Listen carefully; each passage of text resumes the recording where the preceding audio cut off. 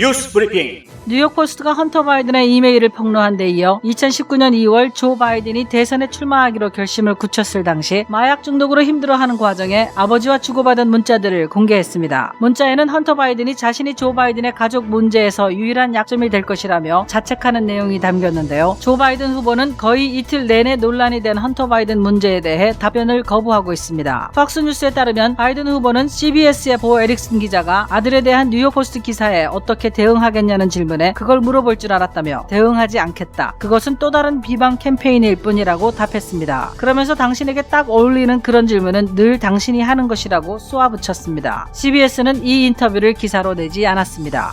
도널드 트럼프 대통령은 어제 플로리다주 오칼라와 조지아주 메이컨을 방문해 유세를 가졌는데요. 유세 도중 트럼프가 바이든 가족은 타락했다고 말하자 수천 명의 군중들이 그를 가둬라 라고 외쳤습니다. 트럼프 대통령은 그것은 범죄 기업이라며 진공청소기 같다고 했는데요. 아버지가 길을 내면 아들이 진공청소기를 타고 따라온다면서 수백만 달러라고 말했습니다. 이는 헌터 바이든이 해외에서 비자금을 받아온 경로로 부통령 전용기를 사용했다는 주장을 상기시키는 것이기도 합니다. 트럼프 선거 캠프는 연일 바이든 부자가 타락하고 부패했다는 공격 수위를 높이고 있지만 바이든 캠프 측은 일체 대응하지 않고 있습니다.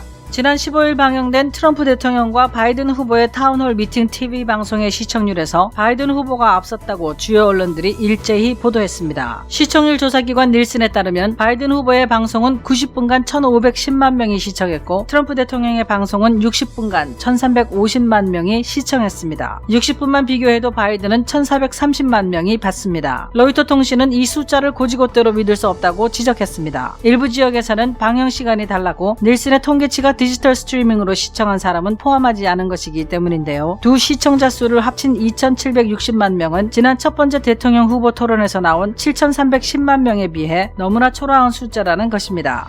한인 유권자 단체인 미주 민주참여포럼 최강철 대표는 연합뉴스와의 인터뷰에서 샤이 트럼프 위력이 크지 않을 것으로 본다며 트럼프 심판 여론이 우세하다고 진단하고 바이든은 단임 대통령이 될 가능성이 크다면서 해리스가 차기 주자로서 권력의 핵심으로 급부상할 수 있다고 말했습니다. 최 대표는 2020년 대선은 2016년과 다르다면서 각종 여론조사에서 10% 정도의 차이로 바이든이 우세인데 이 차이를 극복하기 어려울 전망이라고 밝히고 북한은 단임 가능성이 거론되는 바이든과의 협상에 부정적일 수 있기 때문에 대북 협상에 많은 권한을 카멀라 해리스에게 부여할 수 있다는 전망이 나온다고 말했습니다. 최 대표는 해리스가 북한이 핵 프로그램을 되돌리는 진지하고 검증 가능한 조처를 한다면 북한 주민의 삶을 개선하기 위한 선별적 제재 완화가 가능하다고 했는데 스냅백을 통해 단계적으로 해결해 나가자는 입장으로 풀이된다고 밝혔습니다.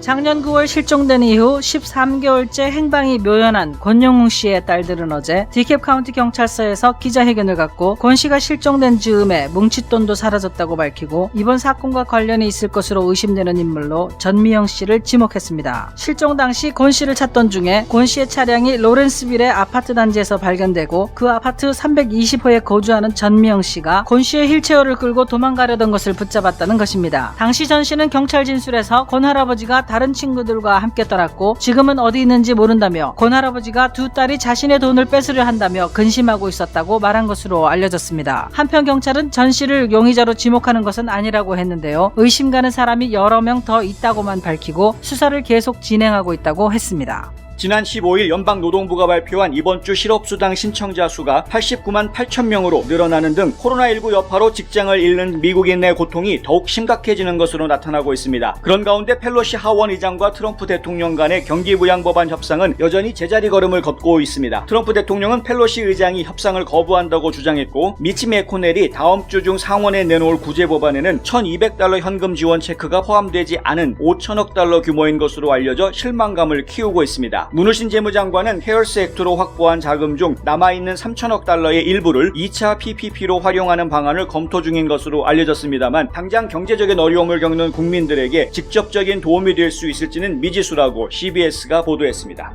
연방법무부가 지난 2004년 살인을 저지르고 복역 중인 리사 몽고메리에 대한 사형 집행일을 오는 12월 8일로 예고했다고 로이터 통신이 어제 보도했습니다. 사형은 약물 주입 방식으로 집행될 예정입니다. 몽고메리는 미주리에서 임신한 여성을 목졸라 살해한 혐의로 체포돼 유죄 판결을 받았는데요. 여성 수용자에 대해 연방정부가 사형을 집행하는 것은 지난 1953년 버니 헤디 이후 67년 만에 처음입니다. 프로퍼블리카는 펜실베니아에서 37만 2천 건의 우편투표 신청이 거절당했다고 어제 보도했습니다. 그중 약 90%가 중복 요청이었기 때문인데요. 전체적으로 우편투표 신청 5건 중 1건이 거부된 것이어서 주목받고 있습니다. 지난 6월 예비선거에 투표하면서 우편투표를 신청하는 박스를 체크한 경우일 가능성이 높다고 하는데요. 예비선거에서 이 박스에 체크한 유권자가 200만 명이나 되는데 현재 우편투표 신청자가 총 270만 명으로 그중에는 중복 신청으로 자동 거부 처리된 사례가 많이 나왔다는 것이 선관위 측 설명입니다. 선관위는 신청자들에게는 일단 우편투표 용지가 보내질 것이라고 했는데요. 우편투표가 불안하다고 생각하는 유권자는 우편투표를 하지 않고 선거일에 투표소에 가면 투표할 수 있다고 밝혔습니다.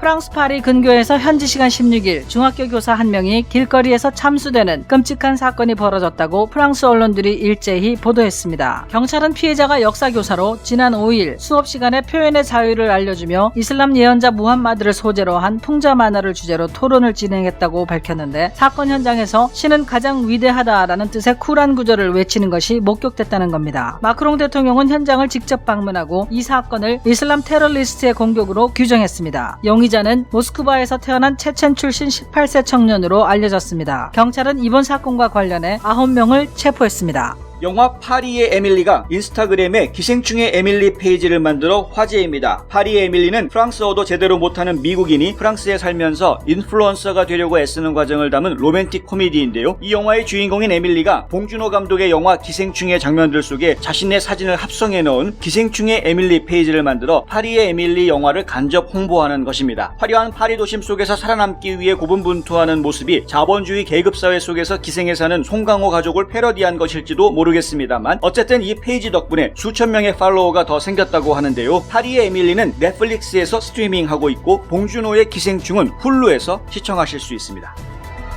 경험과 실적이 증명하는 김효지 부동산 전문인.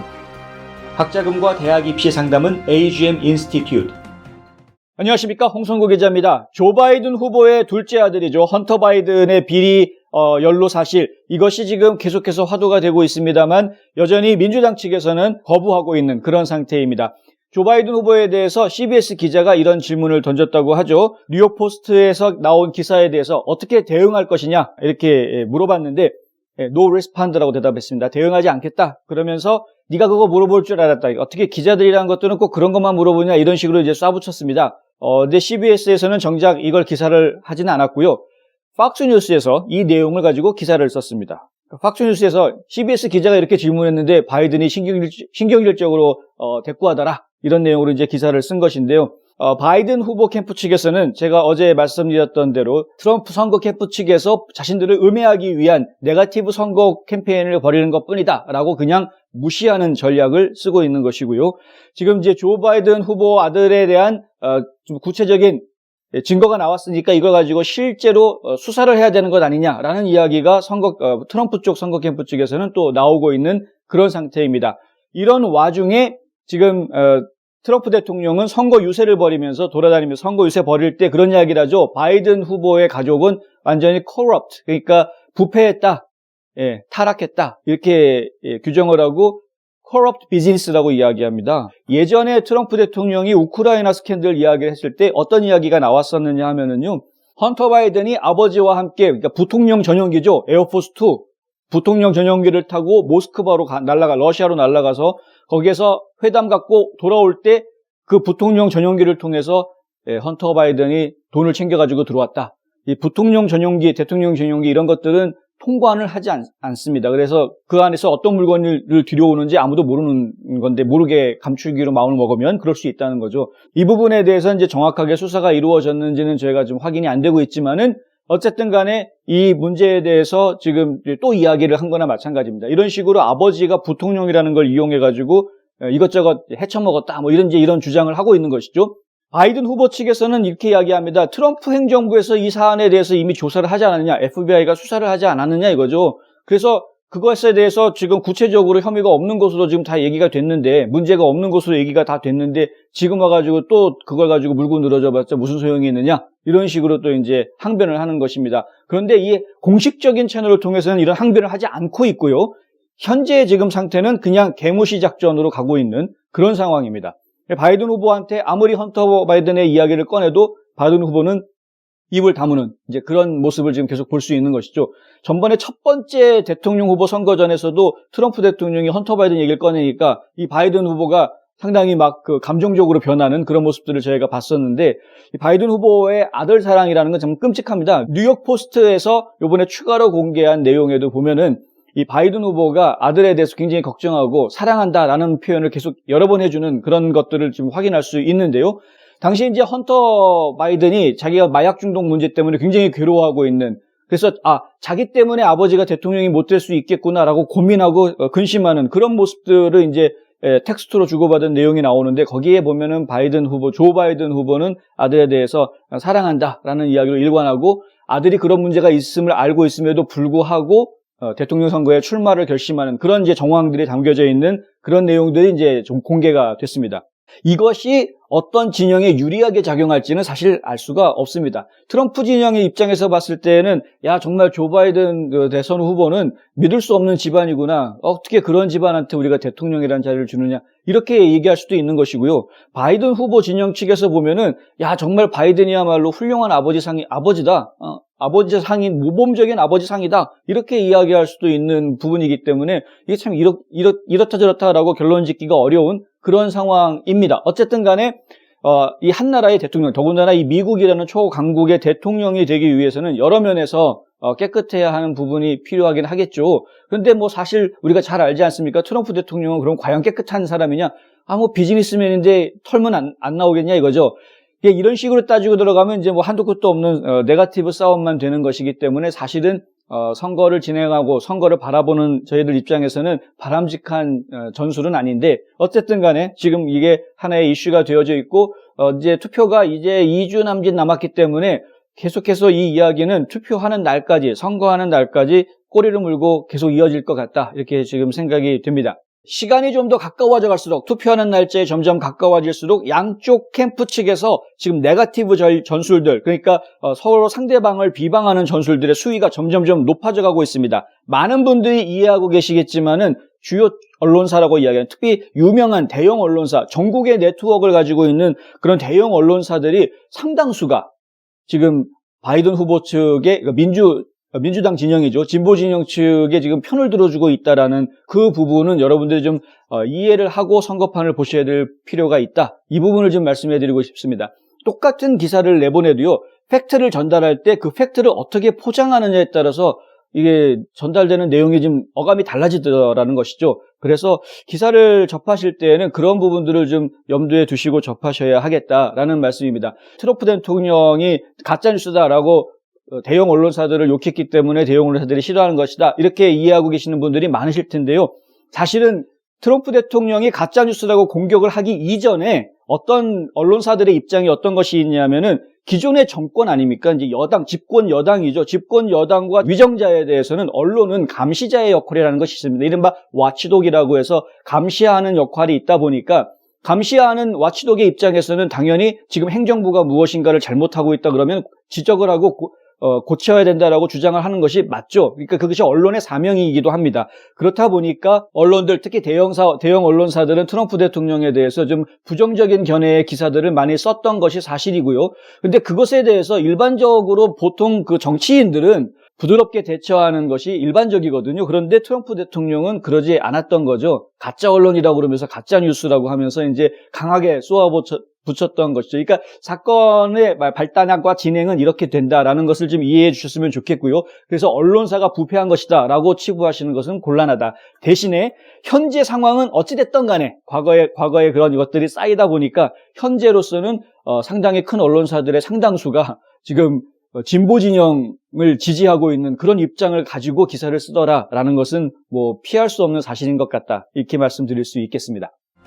한 곳에서 시작되는 안정된 미래, 선우앤선우 종합보험. 30년 손맛, 케이터링의 명가 참사랑. 이거 뭐 연일 말씀드릴 때마다 입만 아프고 마음은 좀 괴로운 이야기인데요. 경기부양법안 지금 계속해서 협상이 이루어지지 않고 있습니다. 저희가 뭐 최악의 시나리오다라고 예측했던 대로 지금 이야기가 흘러가고 있어서 너무나 괴로운데, 트럼프 대통령 캠프 측에서는 낸시 펠로시 하원 의장이 지금 문제다, 이렇게 이야기하고 있는데, 이유가 뭐냐면은 만약에 경기부양법안을 통과시켜서 이 돈이 시중에 풀리게 되면, 그러면은 이 국민들이 트럼프 대통령을 더 선호하게 될까봐 그게 걱정돼서 경기부양안의 협상을 지금 거절하고 있다. 펠로시 하원 의장이. 이게 트럼프 대통령 측의 주장입니다. 공화당 측의 주장은 뭐냐면은 낸시 펠로시 하원 의장이 내놓은 이 법안, 그 히어로즈 액트라는 이 경기부양 법안은 실제 코로나 바이러스와 관련이 없는 그런 뭐 지방정부 지원하고 이런 부분들이 사실 코로나 바이러스와는 직접적인 관련이 없는 거라는 이야기입니다. 그러니까 코로나 바이러스 때문에 직접적으로 영향받은 곳들에 필요한 자금을 지원해주는 거를 먼저 해야 되는 것이다. 이렇게 주장하면서 지금 민주당에서 이야기하는 2조가 넘는 그런 돈들은 필요가 없는 거고 그거보다 작은 규모로도 얼마든지 지금 코로나 바이러스에 대한 대응을 할 수 있다라는 게 공화당 측에서 이야기하는 내용입니다. 백악관과 공화당이 이야기하는 내용이 좀 차이가 있습니다. 민주당에서 이야기하는 거는 뭐냐면은 코로나 바이러스에 대한 구제안을 펼칠 때 코로나 바이러스로 직격탄을 받은 그 부분만 지원한다고 문제가 해결되지 않는다라는 겁니다. 그러니까 사회적인 다른 여건들과 같이 시너지가 나게끔 일을 처리를 해야지, 그래야 양쪽 다 신경 써줘야지 정상화하는데 도움을 받을 수가 있고 빨리 이 문제를 해결할 수 있다. 그렇기 때문에 지방정부 지원하는 거 반드시 필요한 거다. 이제 이런 식으로 나오는 것이죠. 그래서 서로 간의 양측의 주장이 지금 맞지 않는 상황이기 때문에 협상이 제대로 되지 않는, 단순하게 돈 액수만 가지고 싸우는 게 아니라요, 그 배경에는 서로 간의 입장의 차이가 아주 강하게 있습니다. 그런데 지금 그 와중에 지금 불쌍한 우리 국민들만 좀 힘들어지고 있는 것이죠. 지난 3월 달에 통과시켰던 케어스 액트, 그 덕분에 그때 한 2조 달러 정도가 시중에 풀렸기 때문에 그 돈으로 지금까지 버텨온 것인데 이제 거의 다 떨어졌거든요. 진짜 심각하게 떨어졌습니다. 당장 코로나 바이러스 때문에 가게는 문을 열지 못하고 직장은 없고 일은 하지 못하는 수입은 없고 그동안 모아서 저축해뒀던 것도 이제는 다 써버리는 그런 상황이 지금 벌어지고 있는 이런 상태라는 것입니다. 그런데 이 상황에서 더 이상 협상을 자꾸 늦춰버리면 국민들만 지금 화가 나는 그런 상황이 되죠. 이렇게 됐을 때 저희가 최악의 시나리오로 말씀드렸던 것이 양측이 서로 욕을 한다라는 겁니다. 그러니까 뭐 너희 때문에 안 됐다, 너희 때문에 안 됐다, 서로가 지금 그러는 떠넘기기의 공략만 펼치게 된다라는 것인데 이거 곤란한 상황입니다. 그나마 지금 저희가 한 가지 희망사항을 가지고 있는 거는 스티브 무누신 장관인데요. 무누신 장관이 지금 어떤 일을 준비하고 있냐면 3천억 불, 지금 케어스 액트를 통해서 확보됐던 2조가 넘는 그 자금 중에서 현재 집행하지 않고 남아있는 돈이 3천억 불 정도 된다고 합니다. 그런데 이 집행되지 않고 남아있는 이 돈을 지금 전용해서 쓰겠다, 다른 게 전용해서 쓰겠다는 건데 여기까지는 좋은데 그 전용해서 쓰겠다라고 하는 내용이 무누신 장관이 이야기하는 거는 2차 PPP라고 합니다. 2차 PPP로 한 1,300억 달러 정도를 쓰겠다라는 계획을 지금 타진하고 있는데요. 이 의회에서 이거를 또 승인을 해줘야 사실 이 부분이 해결될 수 있기 때문에 자금의 용도를 전환해서 사용하는 문제이기 때문에 그렇습니다. 그러니까 의회 승인을 받으려면 결국은 민주당이 하원에서 승인을 해줘야 되는 것이거든요. 그래서 지금 무누신 장관이 일단은 새로운 법을 만들어가지고 돈을 만들어내는 건 어렵다 할지라도 일단 쓰기로 결정했던 돈 중에서 남아있는 돈을 좀 급한 대로 먼저 풀자.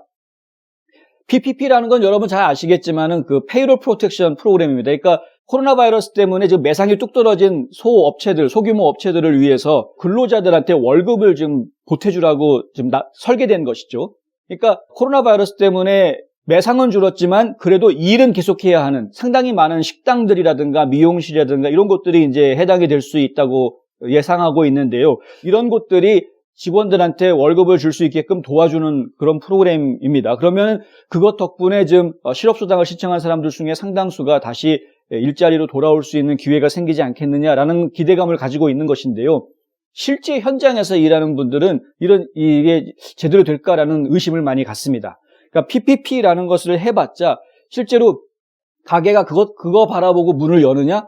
그렇지 않을 수 있다는 거죠. 처음에 문을 열었다가도 다시 또 손님이 워낙 없으니까 이래가지고서는 안 되겠다. 이래가지고서는 PPP의 탕감 요건을 제대로 갖춰주지 못하겠다 하고 다시 또 문을 닫는 이런 것들도 상당히 많이 나왔다는 겁니다. 그래서 지금 무누신 장관이 애를 쓰고는 있지만은 그 애쓴 만큼 국민들한테 직접적인 혜택이 갈 수 있을지는 좀 의문이 된다. 이런 지적이 나오고 있는 상황입니다.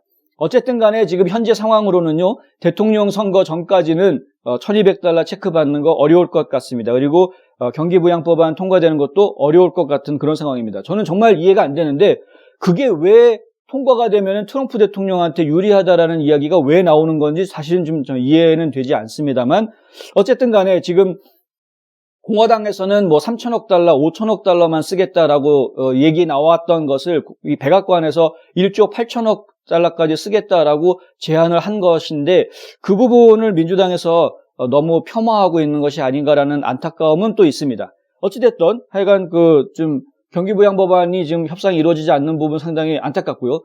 다시 한번 말씀드리지만 이 경제 문제는 경제 논리로 좀 접근해 주었으면 좋겠다는 겁니다. 정치인들이 선거 때만 되면은 어떻게 해서든 모든 걸 다 정치로 연결시키려고 하는데 그런 부분들은 저희 국민들이 지금 두 눈 부릅뜨고 자세히 좀 봐야 되겠습니다. 어떤 정치인들이 우리 국민 생활에 정말 도움을 주는 정치인이고 어떤 정치인이 우리한테 지금 정치를 앞세워서 해를 끼치고 있는지 그거를 좀 잘 판단하는 지혜로운 국민들이 되어야 하겠습니다. 고객과 직원을 지켜주는 스니즈가 지금 주문하세요. 배너앤프린트. 뉴스 브리핑에 광고하시고 그 효과를 직접 확인하세요. 어제 저희가 보도해드렸던 대로 지금 78세가 됐죠. 올해 78세가 된 권영웅 할아버지 지금 계속 찾고 있습니다.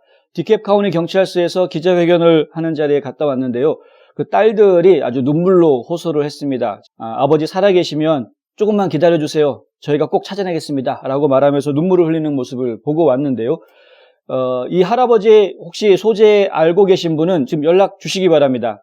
사건 정황이 어떻게 되냐면요. 작년 9월에 발생한 일인데 할아버지가 사라졌습니다. 할아버지를 찾으러 갔는데 이 할아버지가 타고 다니던 차하고 밴하고 휠체어만 나타난 겁니다. 그 휠체어를 어떤 여성분이 가지고 급히 어디론가 가고 있는 거를 이 권영웅 씨의 아들이 잡았답니다. 그래서 그 휠체어를 어디로 가져가느냐니까 이 아주머니가 상당히 소스라치게 놀랐고 그 당시에 같이 수색을 하고 있던 경찰한테 이 아주머니를 넘겨줬는데 이 아주머니가 나중에 알고 봤더니 당시에 도라빌 지역에서 교회를 운영하고 있던 목회자의 아내였다. 그러니까 목사님 사모님이었던 거죠. 이렇게 알려줬고요. 지금 밝혀진 바로는 이름이 전미영 씨다. 예, 이렇게까지 알려져 있습니다. 저희가 알기로는 이 교회에서는 더 이상 목회를 안 하고 있고요. 지금은 북쪽에 있는 애틀랜타 북쪽에 있는 지역으로 이주해서 다른 교회를 운영하고 있는 것으로 그렇게 들었습니다. 근데 이분은 당시 경찰 조사를 받고 풀려났습니다. 당시 경찰 조사에서는 어떻게 이야기가 됐냐면은 이 할아버지가 권 할아버지가 다른 친구분들 3명이랑 같이 다른 데로 떠났다라고 진술을 했다고 하고요. 그래서 지금은 어디 있는지 모른다라고 진술을 했다고 합니다. 그리고 이 할아버지가 고민을 하고 있었다. 무슨 고민이냐면은 이 할아버지의 딸들이 자기 돈을 뺏어가려고 한다라는 고민을 하고 있었다. 이런 말을 진술해서 했다고 합니다. 그렇다 보니까 경찰 입장에서는 좀 이 전미영 씨를 잡아둬야 될 이유가 좀 부족했던 것이죠. 그리고 실제로 당시에 아파트에 들어가서 이 아파트 내부를 수색을 했다고 하는데 그 자리에서 권 씨가 발견되지 않았기 때문에 그래서 이 전미영 씨는 그 자리에서 풀려났습니다. 그리고 지금 계속 애틀랜타 지역에 살고 있습니다. 지금 이 권영웅 할아버지의 이 두 딸들은 계속해서 이분들이 의심스럽다라는 이야기를 합니다. 물론 경찰에서는 용의자로 지목한 상태는 아니고요. 다만 person of interest라고 해서 지금 뭐 관심 대상 정도로 이야기를 하고 있는 상태입니다. 그런데 경찰이 이야기하는 person of interest가 이 전미영 씨 한 분이 아니랍니다. 여러 사람을 지금 관심 대상에 놓고, 그러니까 수사선상에 올려놓은 것이죠. 여러 사람을 올려놓고 지금 수사를 계속 하고 있는 중이다라고 경찰은 상당히 조심스럽게 이야기를 하고 있습니다. 사건의 진실이 어떤 건지는 잘 모르겠습니다만 저희가 몇 가지 확실한 거는요. 권영웅 할아버지가 사라졌다는 것. 그리고 이 할아버지는 하반신 불수 상태인데 본인이 타고 다니던 휠체어를 놓고 사라졌다는 것. 이것은 확실합니다. 그리고 지금 딸들의 주장에 따르면은 권 씨가 가지고 있었던 상당한 거액이 사라졌다는 점. 이것도 지금 거의 사실인 것 같습니다. 그럼 거액은 사라졌고 할아버지도 사라졌고 수사선상에 올라있는 수상한 사람들은 있지만 경찰은 특정하지 못하는 용의자가 누구다라고 특정하지 못하는 그런 상황에 있고 시간은 13개월이 지나가 있는 상황이고요. 11 얼라이브 뉴스는 이 사건을 지금 귀넷 카운티 경찰서와 그 다음에 FBI가 공조해서 수사하고 있다라고 보도했는데 수사가 빨리 진행이 돼서 실종된 할아버지를 찾고 그리고 이 사건이 좀 좋은 소식으로 마무리가 됐으면 하는 바람입니다. 혹시 주변에 권영웅 할아버지를 발견하셨거나 혹은 이 할아버지의 행적을 보신 경험이 있으신 분들은 지금 911로 전화하셔서 내용을 제보해 주시면 감사하겠습니다. 2020년 베토벤 탄생 250주년을 맞아 애틀란타 심포니아가 박평강의 지휘로 베토벤의 9개 교향곡을 연주합니다. 팬데믹 속에서 지역 한인 음악인들이 정성껏 마련한 이 특별한 희망과 위로의 시간을 놓치지 마세요. 음악회는 유튜브 뉴스앤포스트 채널에서 비대면 공연으로 생중계되며 후원하신 분은 현장에서 감상하실 수 있습니다. 베토벤 탄생 250주년 기념 음악회 10월 18일 오후 5시 유튜브에서 만나요.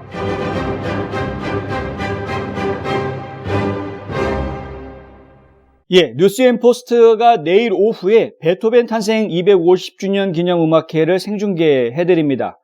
코로나 바이러스 사태 이후에 많은 공연들이 지금 사라져서 저희가 상당히 안타까워하고 있었는데요. 바이러스 때문에 저희가 어쩔 수 없이 현장 공연으로 초대를 많이 못해드리고 대신에 유튜브를 통해서 비대면 콘서트로 공연을 중계해드리려고 합니다.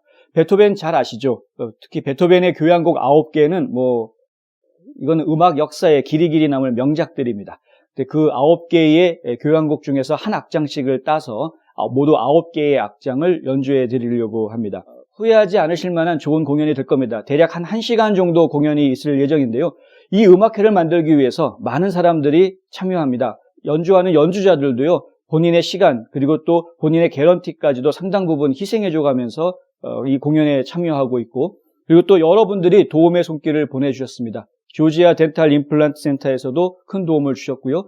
또 애틀란타 라디오 코리아, 아틀란타 교회음악협의회, ROTC 애틀란타 지회, 애틀란타 경기고 동문회, 기독 남성 합창단, 박용건 보험, 그다음에 레오 유나이티드 아틀란타 서커팀, 축구팀에서도 이런 지원을 해주셨는데요. 이런 많은 분들의 도움을 통해서 저희가 이 음악회를 중계해 드릴 수 있게 됐습니다. 도움 주신 분들에게는 지금 이 자리를 빌어서 다시 한번 감사의 말씀 드리고요. 베토벤 교향곡 재미있습니다. 따분하지 않습니다. 왜냐하면 9곡 중에서 좋은 들을 만한 악장들만 따로 모아서 연주해 드리기 때문에 후회하지 않으실 겁니다. 꼭 관람해 주시면 감사하겠습니다. 뉴스앤포스트 유튜브 채널을 통해서 중계해 드리겠습니다. 오늘 홍성구의 뉴스 브리핑은 여기까지입니다. 저는 다음 주 월요일 다시 찾아뵙겠습니다. 시청해 주셔서 감사합니다.